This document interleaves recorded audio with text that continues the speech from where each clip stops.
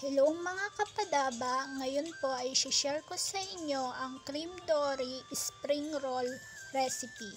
Ang maaari ninyong gamitin na cream dory ay naaayon sa inyong Best Choice brand product na pasok pa rin sa inyong daily budget.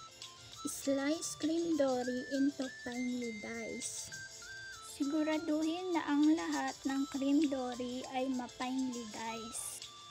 Dapat ganito na po ang itsura ng ating cream dory. Sa mixing bowl, ilagay na po natin ang 1 kg cream dory. Next, ilagay naman po natin ang 1 teaspoon black pepper powder.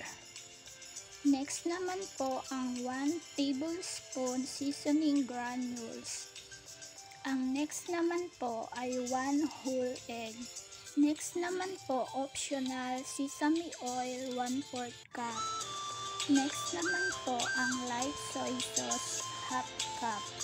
Next po natin ang 100 grams garlic finely diced. And next po natin ang 100 grams red onion finely diced.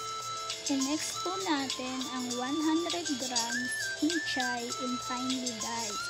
Next, 250 grams grated carrots. Siguraduhin po natin na mahalo po natin mabuti ang lahat ng inilagay nating ingredient. I-marinate po ito ng 1 hour at ilagay po ito sa loob ng chiller. After 1 hour, maaari na po nating balutin ang ating cream dory mixture.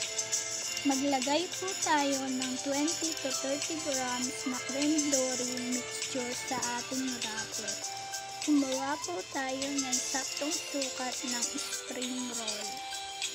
Tiklukin po ang magkabilang side ng wrapper.